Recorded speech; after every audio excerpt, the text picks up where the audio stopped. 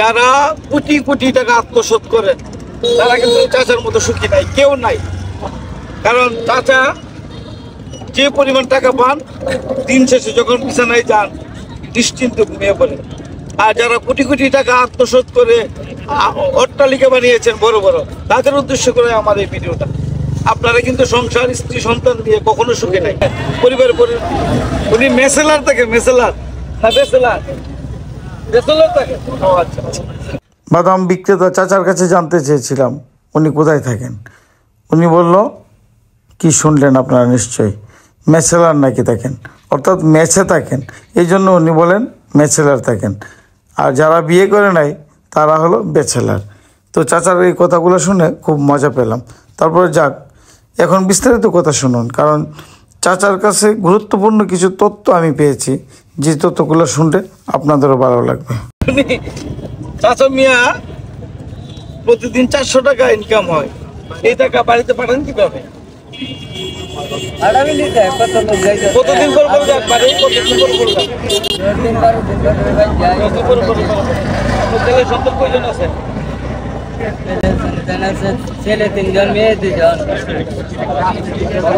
চাচা মিয়াকে আমি উৎসাহিত করছি, কারণটা হচ্ছে এই বয়সে মাশাআল্লাহ ব্যবসা করে খাচ্ছে। এই ব্যবসা করাটাই হচ্ছে আসল। উনি তো অন্য কাজও করতে পারতো, বা বাড়িতে বসে বসে খাইতে পারতো, সন্তানের উপর বসে বসে খাইতে পারতো। এই যে ব্যবসা করে খাচ্ছে, এটাই হচ্ছে আমার জীবন ও জীবিকার কথা। আমি জীবিকার কথা যে বলি, এটা হচ্ছে ওনার জীবিকা। হালাল পথে রুজি করছেন, এটা হচ্ছে ওনার কাছে বৈশিষ্ট্য। ঠিক আছে না চাচা? আপনার মতো এত পরিশ্রম সূর্যের মধ্যে, রোদের মধ্যে তাই কাজ করবেন, তাই না? এই হালাল পথে রুজি করলে আপনার কাছে কেমন শান্তি লাগে বলেন তো?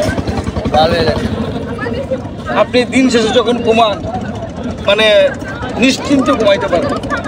যারা কোটি কোটি টাকা আত্মসাৎ করেন তারা কিন্তু চাচার মতো সুখী নাই, কেউ নাই।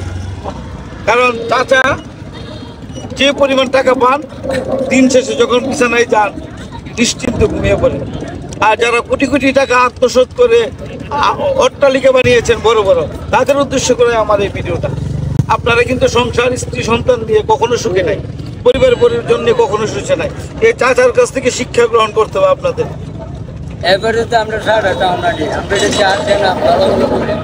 দেখছেন কি বলছে?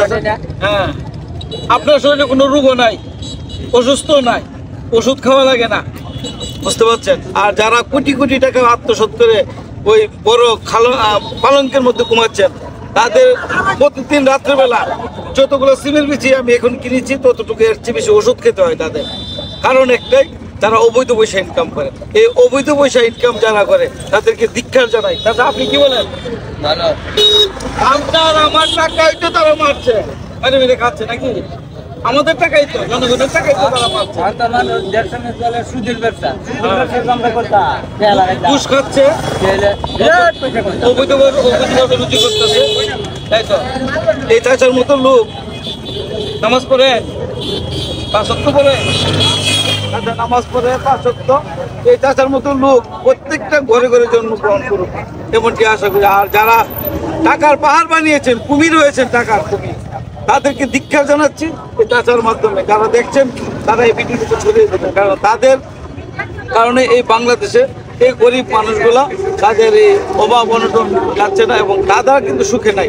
কেউ দেশ থেকে পালিয়ে যাচ্ছে, কেউ দেশের ভিতর থেকে আত্মগোপন করে আছে, কেউ হচ্ছে অবৈধভাবে ইনকাম করছে, কেউ হচ্ছে সন্তান দেখা যায় যে নেশাগ্রস্ত হয়ে যাচ্ছে, মেয়ে তার নাইট ক্লাবে নাচানাচি করতেছে।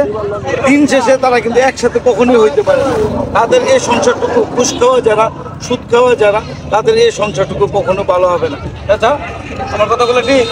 চাচা আমার কথাগুলো তো সাই দিচ্ছেন, যারা দেখছেন আপনারা নিশ্চয়ই একমত হবেন আমার এই কথার সাথে। চাচা আপনার কত টাকা হলো? আপনার সময় নষ্ট করছে, চাচা 20 টাকা পরিশোধ করছি। যারা আছেন এই চাচার কাছ থেকে বাদাম খাবেন, বিচি খাবেন, হালাল পথে রুচি করার জন্য আপনারা সহযোগিতা করবেন। এমনকি আশা রেখে আজকের মধ্যে বিদায় নিচ্ছি। আল্লাহ হাফেজ।